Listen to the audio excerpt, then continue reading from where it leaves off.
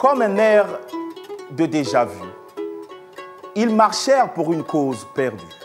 Ils crièrent à se casser les voix pour faire entendre ce en quoi eux-mêmes n'eurent cru. C'était un amas, un groupuscule d'individus aux motivations pas très claires, plutôt obscures, qui s'établirent aux abords du palais de justice de Libreville, au nom d'une jeunesse qui ne leur avait demandé rien, si ce n'est du répit pour l'amour du Christ. Hier s'est ouvert le procès de Sylvia, qui n'a jamais été que Sylvie, et Noureddine Bongo. Le moins qu'on puisse dire, c'est qu'au-delà de tout propos tendant à le rendre plutôt gros, ce procès a été vidé de la quasi-totalité de son intérêt véritable, aux yeux du public, dès lors que les principaux concernés se sont fait la malle.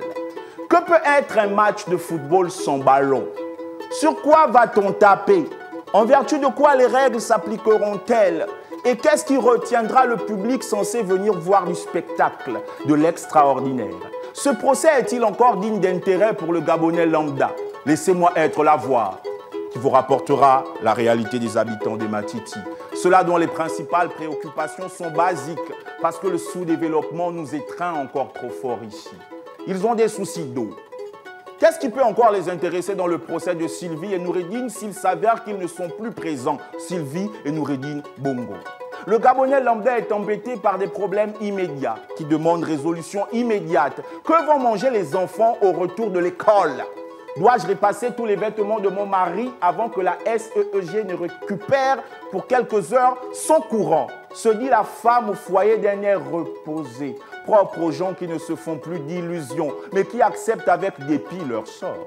Le Gabonais lambda pense à la cherté de la vie, pas au procès de Sylvie, qui de toute évidence a renouvelé son arsenal de sacs Hermès et Gucci, qui pourrait assurer la santé des PK pendant des centaines de jours et de nuits. Le Gabonais lambda pense aux hôpitaux qui ont grise mine. Qui font grise mine? Ces mêmes hôpitaux dans lesquels n'ont jamais été soignés Sylvie et Noureddine. Même au plus fort de ceux qui auraient dû être leur entrée dans la vie du Gabonais typique, là aussi, ils furent jugés indignes, ou peut-être trop dignes, pour être soignés dans des instituts vétérinaires. Je présume ou suppose que ce que nous appelons hôpital ici n'est certainement qu'un centre vétérinaire. Les vrais humains n'y vont pas.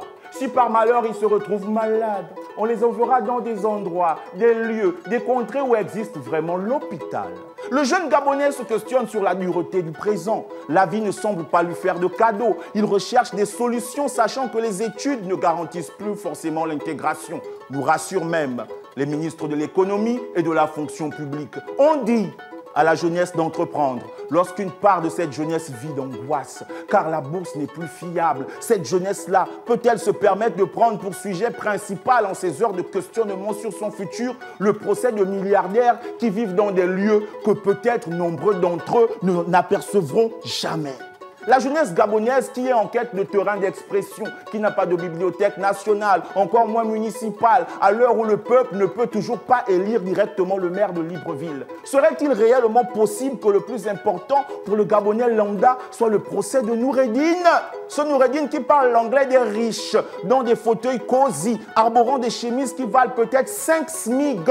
Qu'est-ce qu'un pauvre qui n'a jamais connu que les miettes de pain peut gagner à prendre pour sujet capital le procès de deux propriétaires de milliers de boulangeries qui sont trop élevés en dignité pour ne même pas être présents à leur procès?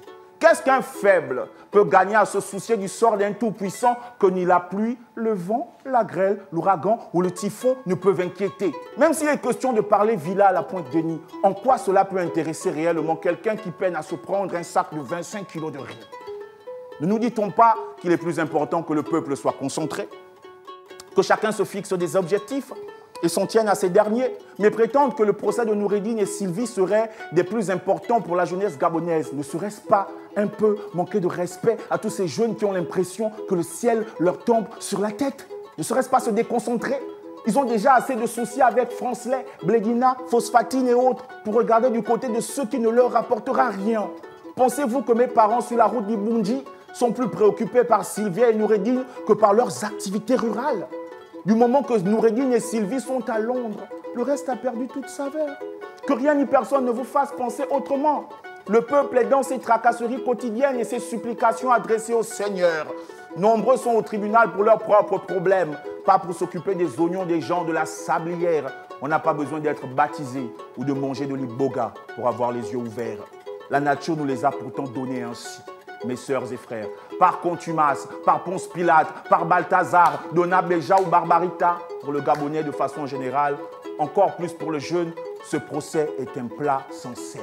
Sylvie Nouridine étant le sel envoyé à Londres pour les burgers, la jeunesse actuelle est intéressée par le clash des Boloko et l'oiseau rare. Elle est intéressée par les chorégraphies de Nesh, Masti, Swaga et Lascora. La jeunesse là, elle a à la question qui, de Moupita, où tue quelqu'un a plus de buzz. C'est sa question. La jeunesse en question est dans les affaires de clash musicaux, Imra ou Didibé. D'autres sont préoccupés à se chercher des ennuis en déviant du droit chemin. D'autres vivent leur vie de luxure comme s'il n'y aura aucun lendemain. Les plus studieux s'occupent de leurs études. Le procès de Sylvie Nouridine concerne ceux qui seront payés pour le mener à bien, les avocats, les magistrats. Sinon, en toute franchise, qu'est-ce que le Gabonais de façon générale va en retirer? Mesdames et messieurs, on est ensemble. Et on le demeure. Que vous soyez à Libreville ou à Londres, je vous souhaite un bon mardi. Piano, piano, va lontano.